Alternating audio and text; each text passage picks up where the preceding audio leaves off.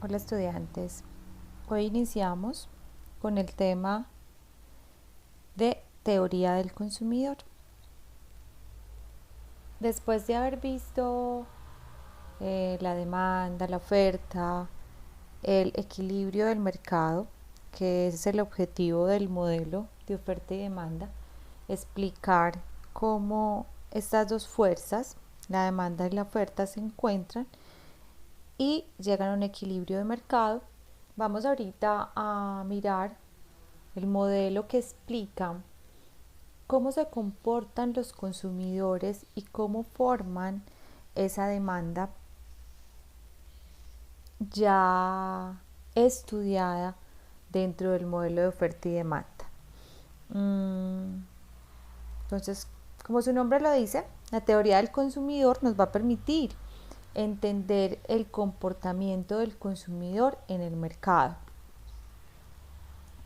¿Qué vamos a ver dentro de este modelo o teoría? O qué nos intenta o qué intentamos encontrar en esta lección. Pues vamos a ver una breve introducción que nos va a esbozar todo el modelo, los supuestos que de ella se derivan, la teoría de la utilidad, que es encontrar cómo esa satisfacción que explica el comportamiento de los consumidores o demandantes, la restricción presupuestaria, que es parte importante dentro de las decisiones de consumo, y cómo esto lleva a la elección óptima del consumidor. Y al final, cómo esto forma la demanda, que ya la vimos en el tema anterior. Entonces, los objetivos. Analizar el comportamiento del consumidor a través del análisis de la utilidad y o las preferencias. Siempre que el consumidor va al mercado, va, como nos lo explicaba la demanda, por dos temas importantes. Uno es el deseo de adquirir un bien para satisfacer la necesidad, y lo otro es que para poder adquirirlo pues debía pagar un precio por esto. Entonces, adicional a esto, podemos encontrar que las elecciones, o que es importante saber cómo el consumidor toma elecciones, basado en qué, pues en una utilidad o satisfacción o beneficio que le da el consumo de ese bien, y que va mostrando las tendencias de unas preferencias hacia un bien o servicio. Luego vamos a analizar la función de utilidad del consumidor, es decir, esa satisfacción que le genera el bien o servicio que consume en el mercado, o que adquiere en el mercado, o que desea adquirir en el mercado. Luego analizar la restricción presupuestaria, porque entonces, dado que se necesita o se requiere o se desea un producto y este tiene un precio, pues debemos, y lo hablábamos dentro del modelo de oferta y demanda, existe también un ingreso del consumidor, como un presupuesto con el que éste cuenta para poder adquirir los bienes y servicios. Aquí lo llamamos la restricción presupuestaria, pues está limitado, o estamos limitados cuando vamos al mercado, o el consumidor está limitado cuando va al mercado por un presupuesto. Y calcular y analizar la decisión de la maximización del consumidor. ¿Cómo maximiza el consumidor? Pues este modelo nos permite encontrar esa forma de decisión, o cómo el consumidor elige ese bien o servicio. Y calcular la demanda del consumidor. Pues esto explica la curva de la demanda que ya habíamos analizado. La bibliografía, pues la básica es el documento de Acemoglu en su capítulo número 5, que se llama Incentivos, y la complementaria, el capítulo de Mankiw, el capítulo número 6. Entonces, introducción. ¿De dónde partimos? Pues aquí la unidad básica de análisis, como ya lo había dicho, vuelvo y repito, recapitulo, es el consumidor, que actúa como un agente racional, pues toma decisiones, y decisiones maximizadoras de su bienestar acerca de la canasta de bienes que ha de comprar, es decir, esas disyuntivas de elección a las que nos enfrentamos. ¿Por qué? Porque los recursos son escasos. los recursos son escasos, son limitados, entonces por eso siempre debemos elegir o esto, porque ya he visto el costo de oportunidad. El concepto de costo de oportunidad, dado que los recursos son escasos, pues siempre vamos a tener que tomar decisiones y en este caso vamos a encontrar esos conceptos que nos dicen cómo el consumidor, a través de una decisión racional o comportándose como un agente racional, toma las mejores decisiones para maximizar su bienestar. Recordemos que el modelo, al igual que el de oferta y demanda, este modelo también es estático, es decir, analizamos un periodo de tiempo o en un lapso de tiempo y se suponen todas las otras variables, diferente a la que se analiza, constante. ¿Cuáles son los supuestos? Recordemos que es un modelo y este nos permite entender conceptos específicos económicos. Por tanto, como es un modelo de una teoría, pues parte de unos supuestos. ¿Cuáles son estos supuestos? El ingreso del consumidor por unidad de tiempo es limitado, o sea, esa renta que tenemos, que también la llamamos renta, pues es por un tiempo y es algo específico, o es vamos a hablarlo en valor, un valor específico, tu quincena, tu mensualidad, ese presupuesto que tienes para poder ir al mercado y satisfacer las necesidades. Las características del bien determinan su utilidad y por tanto afectan las decisiones del consumidor. Es decir, cuando vamos al mercado, no solo es por satisfacer una necesidad, sino que me genera un bienestar, un beneficio, sino también porque voy allí a adquirir ese bien que me gusta o que es de mi preferencia. Por tanto, cuando yo adquiero algo que quiero, además de que necesito, pues estoy satisfaciendo una necesidad. Eso me genera lo que llamamos utilidad o beneficio. Por eso decido, porque es un beneficio, porque el consumidor decide a través de ese beneficio que le genera. El consumidor busca maximizar su satisfacción total, es decir, la utilidad total. Y por tanto, ¿qué hace? Pues en este modelo va a gastar todo su ingreso. Sabemos que dentro de lo cotidiano, existe el ahorro o existe el desahorro o aquello que llamamos crédito. En este modelo, el consumidor tiene un presupuesto el cual gasta totalmente en la adquisición de bienes y servicios. El consumidor se mueve en mercados perfectamente competitivos. Por eso el consumidor posee información perfecta, es decir, conoce los bienes, sus características y precios. Recordemos que también un supuesto del modelo, del mercado perfecto, es que como son tantos bienes, la decisión de compra de ese consumidor no afecta el precio de ese bien o servicio. Pues ¿por qué? Porque hay muchos agentes en el mercado, en este caso consumidores. Entonces partimos de aquí analizando un aspecto específico e importante que es la teoría de la utilidad, es decir, la obtención de satisfacción. Entonces, cuando el consumidor adquiere un bien o servicio, le está generando una satisfacción o un beneficio.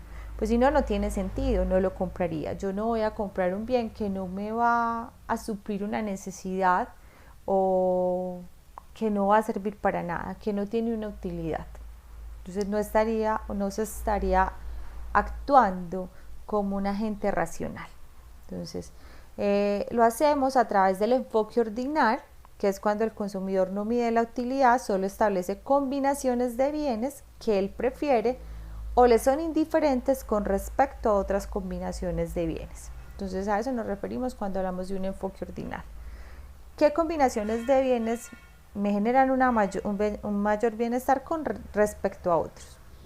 Y no es posible comparar las utilidades de diferentes personas, es decir, no se puede decir si la persona A o la persona B tiene un nivel más alto de utilidad, pues no son comparables las preferencias o eso que puede ser que te satisface, que satisface a un consumidor, puede que no satisfaga al otro. Entonces, por eso no son comparables las utilidades acá. Simplemente me estoy refiriendo a un consumidor en específico, el cual tiene una utilidad al consumir ciertos bienes o servicios. Entonces, ¿qué hace la utilidad? Trata de explicar el comportamiento del consumidor. Suponiendo que cada individuo está tratando de maximizar alguna medida personal de la satisfacción que obtiene del consumo de bienes y servicios. La utilidad es la aptitud de un bien para satisfacer las necesidades. Así un bien es más útil en la medida que satisfaga mejor una necesidad. ¿Cierto? Esto es claro. Entonces, si me hace feliz, vamos a hablarlo en esos términos, pues entonces es porque me satisface y lo hace con características especiales y lo hace a tope. Cuando yo compro ese bien es porque de verdad lo deseo consumir, porque satisface una necesidad. Me es útil, me genera una utilidad o un beneficio. O sea, la utilidad o cuáles son sus características. Es cualitativa, o sea, las cualidades reales o aparentes de los bienes, qué es para mí, qué significa para mí, ¿cierto? O para qué me sirve o para qué la necesito. Espacial, el objeto debe encontrarse al alcance del individuo. Entonces yo puedo adquirir ese bien, sé dónde lo puedo encontrar. Y es temporal, se refiere al momento en que se satisface la necesidad. O sea, si lo quiero ahora es porque, si satisface la necesidad, es porque ahorita sé que si lo consigo, pues me va a generar una utilidad como tal. Entonces, cualitativa, espacial y temporal. Entonces, ¿cómo se mide la utilidad total? Y aquí vamos a las gráficas, que ya con las cuales estamos muy relacionados gracias al modelo de oferta y demanda y a los modelos básicos que vimos. Entonces, es el beneficio total que una persona obtiene, un consumidor, a partir del consumo de bienes y servicios. Depende del nivel de consumo. Por lo general, a mayor cantidad, mayor utilidad total, ¿cierto? Entonces, ¿qué nos muestra aquí la grafiquita? Que cuando yo consumo una unidad de un bien que deseo, entonces me va a generar 75 unidades de utilidad. ¿Que cómo se mide esta utilidad? Pues en este momento no tenemos medidas o unidades de medición, pero podría medirse en beneficio cuantificado en dinero. Pero en este caso me genera una utilidad, no tiene medida. Aquí vamos a decir unidades de utilidad. Entonces, cuando consumo un bien o es una unidad de este bien, me genera 75 unidades de utilidad. Si consumo 2 unidades de este bien, pues me genera, esto sería como 110 unidades de utilidad. Si consumo 3, me genera 150 unidades de utilidad y vemos que es creciente, ¿cierto? La utilidad cada que yo consumo de un bien crece o es mayor. Pero que estamos viendo que cada que consumo más de ese bien, pues es mucho menor esa utilidad marginal que voy a consumir. Y marginal, o el término marginal, aquí ya nos vamos a relacionar mucho con él, es uno de los conceptos más importantes dentro de la economía, pues lo he mencionado anteriormente. Cuando voy a medir en términos económicos, este concepto de marginalidad o marginal permite analizar muy claramente temas como la utilidad. Entonces, la utilidad marginal es esa unidad adicional o ese cambio, o qué tanto en este caso la utilidad aumenta ante un aumento en una unidad, en este caso del consumo del bien. Entonces, aquí, ¿qué estamos viendo? Estamos viendo cuánta utilidad adicional me genera el consumo de un bien. Entonces, lo veíamos ahorita. Cuando consumía una unidad de ese bien, pues eran 75 las unidades de utilidad que me generaba. Cuando consumo 2, pues me genera un poquito menos, en este caso 40, más o menos de aquí, 40 unidades adicionales de utilidad. Si consumía 3, pues me generaba una utilidad mayor, pero en este caso una utilidad adicional de 35. Cuando consumo 4, pues me genera una utilidad adicional de 25, una queda como 27, y cuando consumo 5, una utilidad marginal de 25, es decir, una utilidad adicional. El término marginal significa adicional, repito. Entonces, ¿qué vemos acá? Que cada que yo voy consumiendo una unidad más de ese bien, pues me genera una utilidad o una satisfacción, pero va siendo menor cada vez más, ¿cierto? Va siendo un poquito más pequeña. Y esto parte desde el hecho que si tú compras un bien para satisfacer una necesidad, pues cuando lo compras ya te generó una utilidad. Si compras el segundo, pues tienes ahí un adicional, pero ya habías encontrado una satisfacción al adquirirlo. Entonces vamos con ejemplos, y el ejemplo muy básico, el tema del helado. Si tú compras un helado, te genera una satisfacción muy grande porque qué rico, querías un helado, satisfaciste tu necesidad. Compraste 2 helados, bueno, qué rico 2 helados, te genera una satisfacción, pero más pequeñita porque ya el primero lo había hecho lo suficiente. 3, o no lo suficiente, sino bastante. Cuando me como el tercer helado, pues me generará la misma utilidad, no, un poquito menos porque ya aparte te puede empezar a molestar químicamente o biológicamente dentro de tu organismo. El cuarto helado, entonces ya dirías el quinto, ya lo mirarías, porque ya pudiste satisfacer tu necesidad inicial, que era consumir un helado. Entonces, y lo mismo con otros bienes o servicios. Un lápiz, pues si tú consumes un lápiz, ¿para qué te sirve un lápiz? Para escribir. Si compras el segundo lapicero, digamos, ya es un lapicero, no es un lápiz, pues ya tenías uno para escribir. Esto es porque puede ser de otro color o de otra mina, si es un portaminas. Entonces, te genera una utilidad, pero mucho menor que el anterior. Entonces, de ahí se parte de que los bienes y servicios cuando se consumen, se hacen para satisfacer una necesidad. Entonces, cuando voy adquiriendo más de ese bien, pues la satisfacción o el beneficio o la utilidad pues van disminuyendo, crecen en menor proporción. Entonces, ¿qué es la utilidad marginal? Resumiendo, es el cambio en la utilidad total que resulta del aumento de una unidad adicional en la cantidad consumida de un bien. Dentro de la utilidad marginal encontramos la ley. Recuerda que cuando es ley es porque siempre se cumple. La ley de utilidad marginal decreciente, que ¿qué es? Es la satisfacción, o nos habla de que la satisfacción adicional del consumidor disminuye a medida que se consume una mayor cantidad del bien. Y de ahí que vengan los ejemplos. Es racional, es lógico y sucede que cada que consumimos más de ese bien, pues la utilidad que me genera va disminuyendo. Que hay casos en que no, sí, el tema de, por ejemplo, los coleccionistas, y ya serían individuos. Recuerden que un modelo explica conceptos específicos para interpretar una generalidad.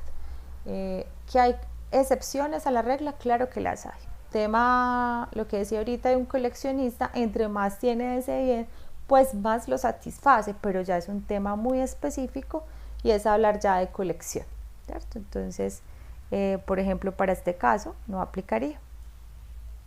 Entonces, ahora preguntémonos, ¿por qué un consumidor racional que tiene una utilidad marginal decreciente respecto de un bien nunca consumirá una unidad adicional cuando dicha unidad genera utilidad marginal negativa, incluso aunque dicha fuera gratis?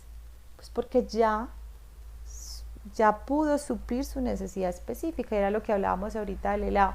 Si ya en el cuarto te estás sintiendo mal de consumirlo, por ejemplo, biológicamente, entonces el quinto lo recibirías, así sea así sea regalado. No creo, porque te va a hacer daño, ¿cierto? Ya tu cuerpo no asimila más consumir ese bien, ya no te genera absolutamente ninguna utilidad, no tiene lógica y coherencia que lo vayas a consumir. Entonces por ahí me dirían algunos, pues yo lo recibo y lo regalo. No, es que estamos hablando de un consumidor en ese momento específico. O sea, tú te comerías el quinto, entonces no creo, porque ya te va a generar incluso un malestar físico o biológico. Entonces, entendiendo este tema de la utilidad de la satisfacción, para entender la conducta de los consumidores, ¿qué tenemos que saber? Pues es claro que los consumidores se enfrentan a restricciones presupuestarias, es decir, a un ingreso básico en un tiempo determinado. Que los consumidores se enfrentan a o tienen unas preferencias específicas, gustos por los bienes o por tener o querer satisfacer unas necesidades específicas, y que esta restricción o este presupuesto, esta restricción presupuestaria sujeto a estas preferencias le permite al consumidor tomar las elecciones para comprar ese bien o servicio. Entonces, vamos por la primera parte, la restricción presupuestaria. Entonces, la restricción presupuestaria en un periodo de tiempo es que el consumidor dispone de algún ingreso, lo conocemos como M, y conoce los precios de los bienes que integran su canasta. Si vamos a partir de una canasta de bienes o servicios. Recordemos, como estamos en un mercado competitivo, el consumidor es precio aceptante. Entonces, el concepto clave es el de ecuación o restricción presupuestal, que hace, para el caso del modelo de teoría del consumidor, que él pueda trabajar entre dos canastas específicas. Entonces, la que el consumidor puede comprar y las que están fuera del alcance de su presupuesto lo vamos a encontrar también aquí.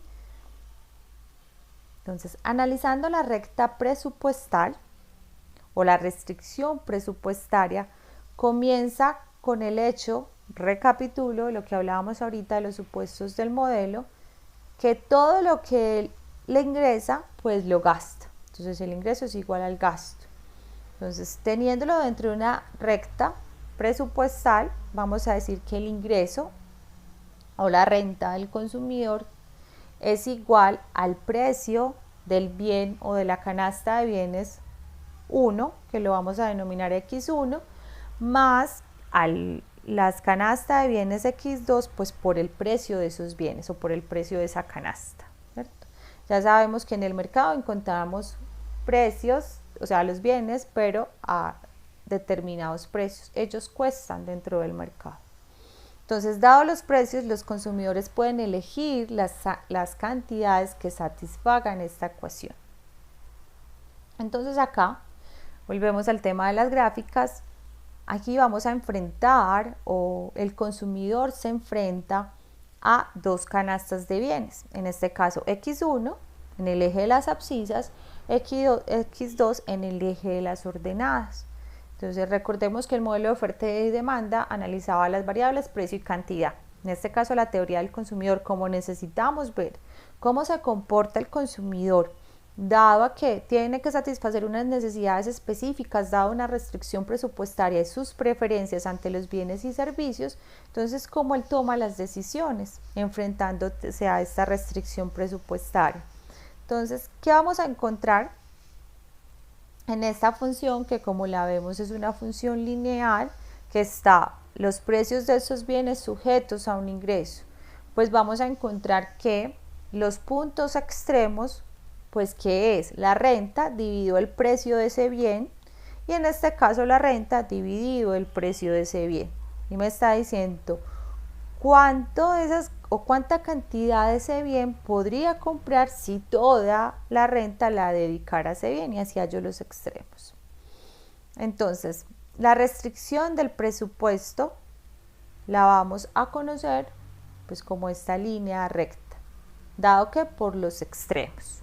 Es decir, cuánto del bien 2 pudiese comprar si toda la renta la destino a este, o cuánto del bien X1 podría comprar si toda la renta la destino a este bien.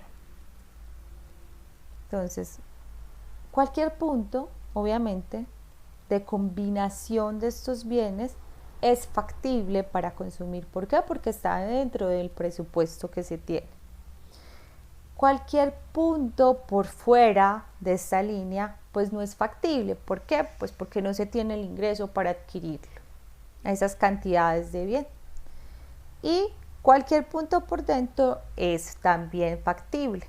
Pero recordemos que todo lo que le ingresa al consumidor, todo se lo gasta en bienes y servicios. Entonces, las canastas ubicadas por debajo y en la línea de presupuesto son aquellas que el consumidor puede comprar con su presupuesto, ¿cierto? Y las de la parte de arriba son las que no puede alcanzar con el presupuesto disponible. Es decir, no las puede así las quisiera. No le alcanza su presupuesto. Entonces, a esto lo llamamos el conjunto de todas las canastas factibles, es decir, todo lo que se encuentra dentro de la recta presupuestaria o debajo de ella.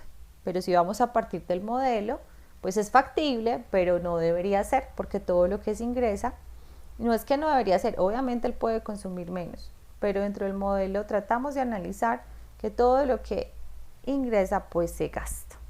Entonces, la restricción del presupuesto está dado por su conjunto presupuestario.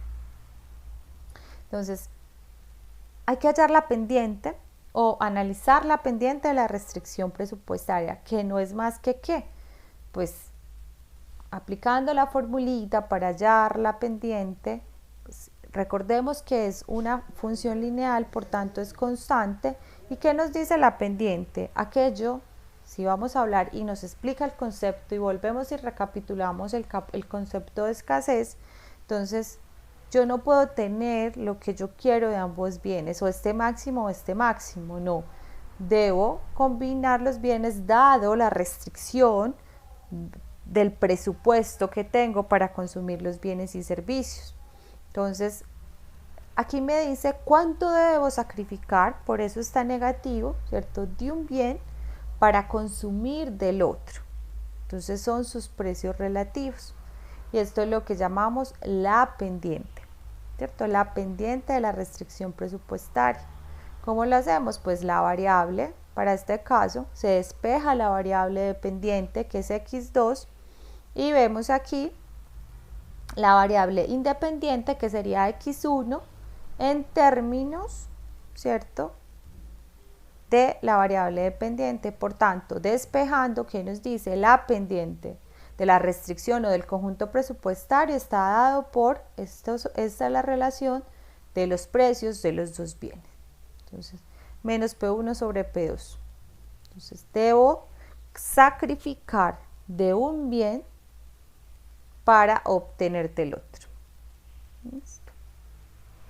Entonces, volviendo aquí lo que les repetía, lo que les decía ahorita y les repito acá, entonces vamos a hablar en términos de la variable dependiente, ¿cierto? Y aquí la variable independiente, lo que acompaña a la variable dependiente es la pendiente de la restricción presupuestaria. Entonces, la pendiente en este caso representa la relación real de intercambio entre dos bienes, dado los precios de estos bienes en el mercado. Son los mismos, recuerden que son precios aceptantes los consumidores, para cualquier consumidor que participe en este mercado. La relación entre los precios, que es la que vemos acá, nos indica cuánto del segundo bien se debe dejar de comprar para tener una unidad adicional del primero, ¿cierto? Esa es la relación que nos da la pendiente. Y también nos muestra cuánto es el ingreso real de un agente, que se expresa como la cantidad de bienes que puede comprar. Entonces, según la ecuación, es la cantidad máxima del bien 2 que puede comprar con la renta que dispone. A eso se le llama ingreso real. O sea, medido, recordemos que hay variables nominales y variables reales. Las nominales son las que se interpretan en términos cuantitativos de valor, como tal monetarios, y las reales cuando se expresan en términos de otros bienes acá, o objetos, o en este caso, cuánto de un bien puedo adquirir en términos del otro con la renta disponible.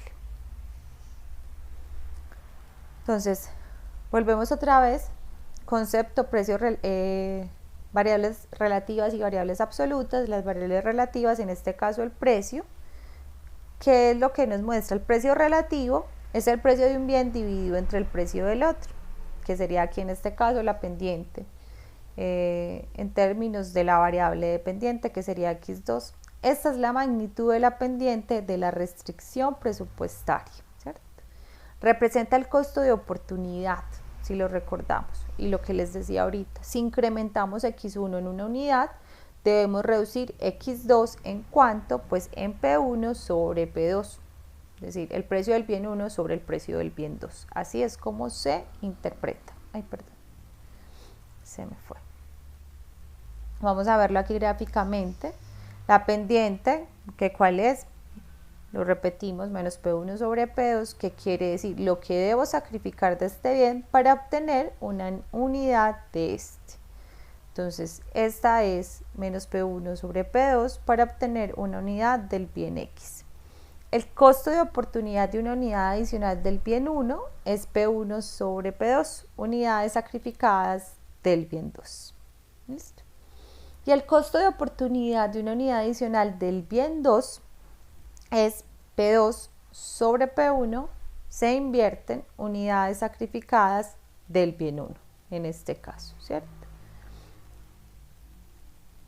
Entonces, la restricción y el conjunto presupuestario dependen de los precios y del ingreso. ¿Qué sucederá si cambian los precios y el ingreso? Pues son las variables que nos permiten analizar cómo se comporta y cómo llevan al consumidor a tomar las decisiones dentro del mercado. Pues vamos a verlo gráficamente. Tenemos el conjunto presupuestario de estos dos bienes o canasta de bienes, X2 y X1. Entonces, ingresos más altos, ¿qué va a pasar si aumenta nuestro presupuesto? Pues vamos a tener mayores posibilidades de consumir. Entonces, es decir, aumentan nuestras opciones factibles. Entonces, ¿qué vemos? Existe un desplazamiento de la curva de la restricción presupuestaria o de la restricción presupuestaria que amplía a nuevas opciones de consumo factible. Es decir, se desplaza hacia la derecha. Cuando aumenta el ingreso, puedo consumir más de ambos bienes. ¿Y qué sucede si el ingreso disminuye? Pues todo lo contrario. ¿Qué pasa si nos quitan de ese presupuesto, de esa renta que tenemos disponible en un tiempo determinado? Pues obviamente se va a mover la línea presupuestal hacia la izquierda. ¿Esto qué hace? Pues que se reduzcan nuestras posibilidades de consumo. Se mueve paralelamente. Entonces, una variación del ingreso del consumidor produce un desplazamiento paralelo de la ecuación presupuestal hacia afuera si el ingreso aumenta, hacia adentro si el ingreso disminuye. En el primer caso, las posibilidades de compra se habrán ampliado, es decir, el nuevo conjunto presupuestal incluye al anterior. Listo. Ninguna opción inicial se pierde y nuevas opciones se añaden cuando se incrementa el ingreso. En consecuencia, un mayor ingreso no puede empeorar la situación del consumidor. Cuando puedo consumir más de ambos bienes, pues va a mejorar. Por el contrario, una disminución del ingreso puede, o es claro, o generalmente lo hace, empeorar la situación del consumidor. Entonces, cuando ya no hay un ingreso, si vamos a hablar en términos, un salario, en términos reales o en términos de la realidad, perdón, para que no confundamos acá los conceptos que estamos viendo, pues si pierdes el empleo, pues no hay restricción, no hay presupuesto, por tanto reduce y eso se manifiesta en menos consumo, por tanto menos satisfacción en las necesidades o menos adquisición de las necesidades que se deben suplir. Entonces, ahora, ¿qué pasa si uno de los precios del bien disminuye? Para mirarlo, supongamos que P1 disminuye. Entonces, ¿cómo cambian el conjunto y la restricción presupuestaria cuando P1 disminuye de P1, comita, a P1,2? ¿Qué va a pasar? Entonces, si reduce el precio de un bien, ¿qué va a pasar? Pues se va a consumir más de ese bien, ¿cierto? Como decir, yo antes compraba un lapicero por 3.000, resulta que ahora bajó su precio a 1.500, entonces voy a consumir 2 lapiceros, ¿cierto? Se consume más de ese bien dado la disminución de su precio. Gráficamente, ¿qué pasa? Pues existe un pivoteo, que es lo que se llama así, un pivoteo o un movimiento sobre que el eje de ese bien sobre el que bajó el precio, ¿cierto? Peso 1. La restricción de presupuesto pivotea, la pendiente se hace más plana de menos P sub 1, P sub 2 a P sub 1, 2 comillitas, P sub 2, ¿cierto? Cambia la pendiente de la restricción presupuestaria. Entonces, el cambio en uno de los precios, el del primer bien como lo vimos, hará que la ecuación de presupuesto rote sobre su intercepto en el otro eje hacia afuera si se trata de una disminución en el precio o hacia adentro si se trata de un aumento en el precio, ¿cierto? Si el movimiento es hacia afuera, el conjunto presupuestal se amplía. Es decir, no se trata solo de que ahora el consumidor pueda comprar más del bien cuyo precio disminuye, sino de que tiene más canastas a su alcance. Esto puede adquirir más si mueve su presupuesto. Entonces, recordemos, por allá al iniciar la restricción presupuestaria, me decía que el consumidor debe enfrentarse a un presupuesto y a sus preferencias o gustos para poder elegir. Porque el consumidor debe tomar decisiones, ya lo vimos, por ese concepto de escasez, de que los recursos son escasos y que pues debo elegir de ese bien que más o que necesito, o ese conjunto o esa canasta de bienes y servicios que necesito para ser feliz o para mejorar mi bienestar, en otros términos. Cuando yo me enfrento a estas dos situaciones, pues decido o elijo. Entonces, ¿cuál es la decisión de los consumidores? Pues dada la utilidad que me generan esas preferencias y la restricción presupuestaria, ahora se puede averiguar cómo decide cada consumidor la cantidad que va a comprar de cada bien. El objetivo del consumidor es comprar la canasta que le brinde el mayor bienestar posible, dado que pues esa restricción presupuestaria que tiene, y así de esa forma él maximiza su bienestar o la utilidad, la satisfacción, ¿cierto? Su bienestar. Entonces, la cesta maximizadora que debe cumplir, encontrarse en la recta presupuestal. Debe suministrar al consumidor la combinación de bienes y servicios por la que muestra el mayor nivel de utilidad. Así se reduce el problema de maximización del consumidor a la elección de un punto correcto dentro de la recta presupuestaria. Esto, importante.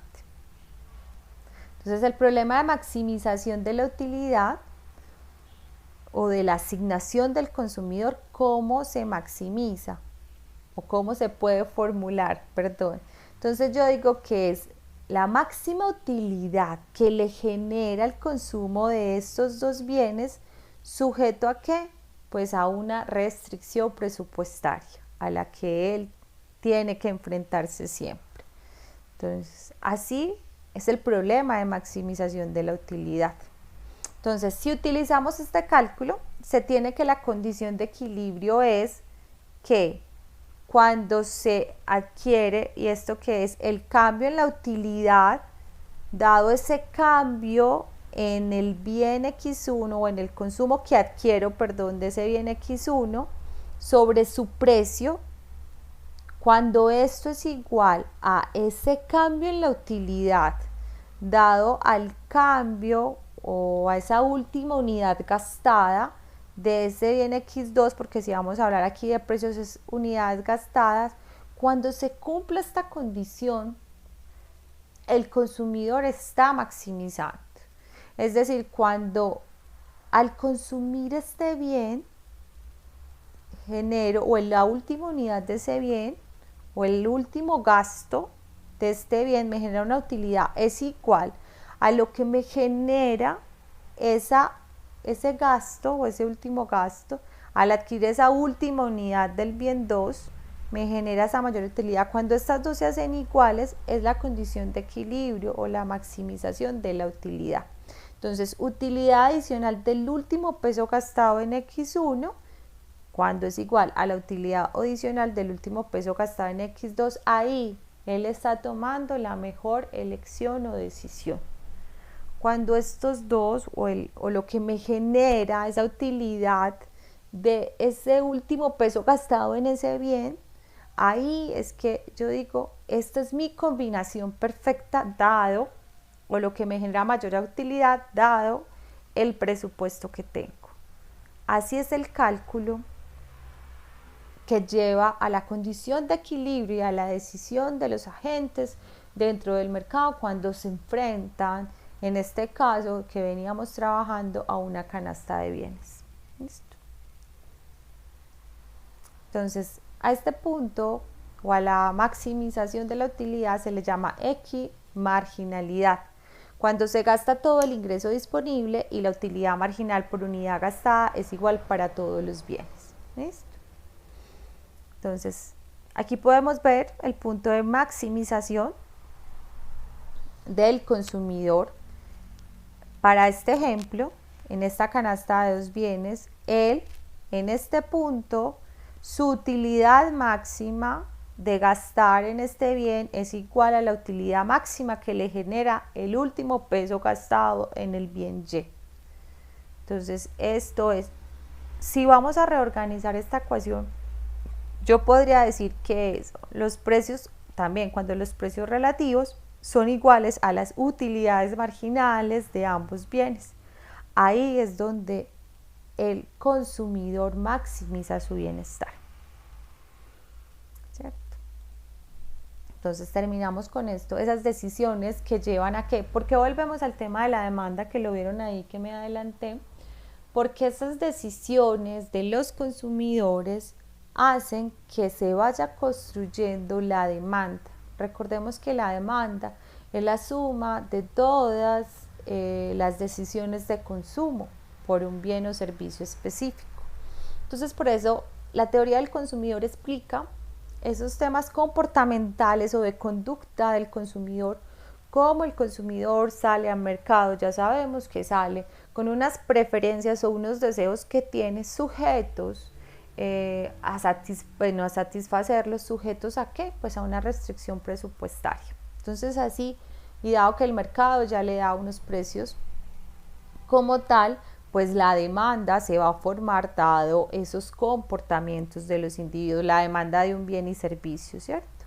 Entonces, visto esto, miremos ahora cómo cambia la demanda ordinaria de X1 y X2 cuando cambian los precios y el ingreso. Entonces, utilizamos la teoría del consumidor para derivar las curvas de demanda, mostrando cómo un cambio en el precio provoca un desplazamiento sobre la curva de demanda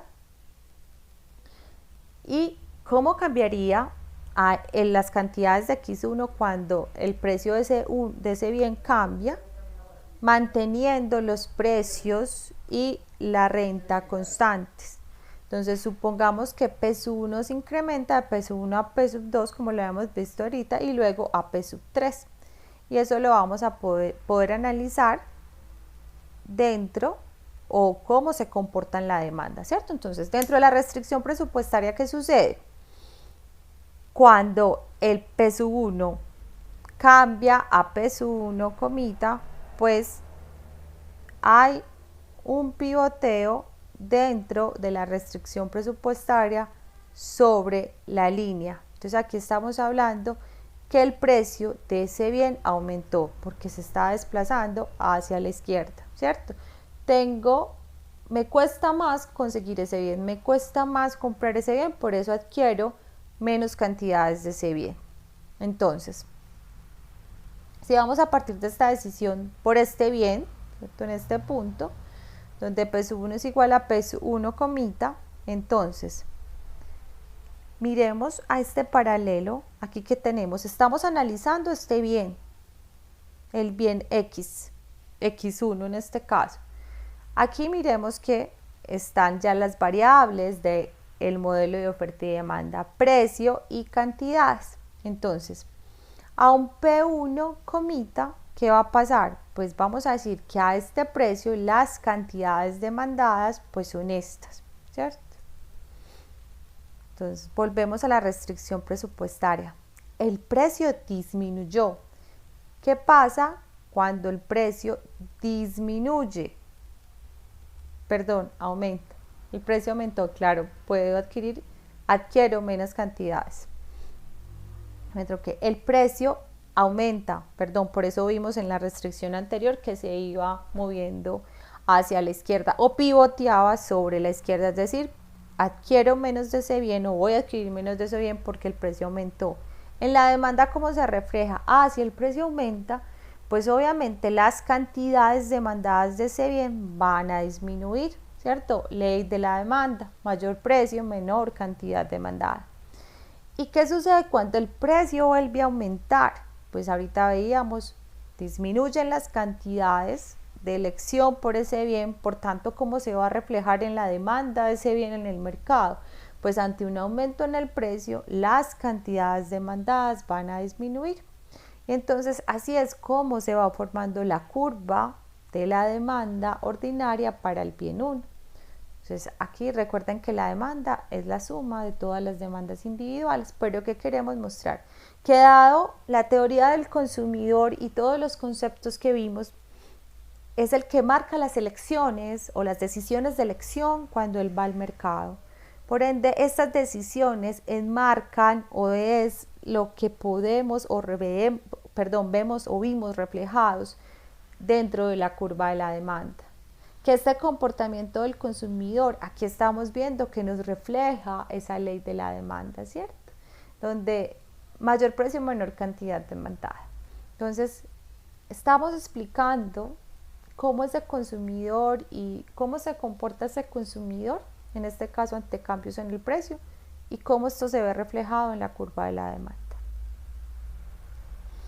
Entonces, con esto terminamos la teoría del consumidor, recapitulando y para terminar, son conceptos claves que nos permiten interpretar las elecciones del consumidor. Y también el tema de, por eso en el capítulo de ese módulo habla del tema de incentivos. Entonces, cuando los precios bajan, yo como consumidor me estoy incentivado a comprar más de ese bien, pero si aumentan, pues ya me sale más costoso y no. Entonces siempre va a estar muy ligado el tema de la economía a el tema de lo que llamamos, para nosotros el incentivo de trabajar es el salario, y ese es el que nos permite ir al mercado con poder adquisitivo y tomar decisiones de consumo. Y cómo estas actuaciones que parten desde el concepto de un agente racional hacen que pueda obtener el máximo bienestar cuando adquiere esos bienes o servicios en el mercado. Así que terminamos con esto, teoría del consumidor. Gracias a todos.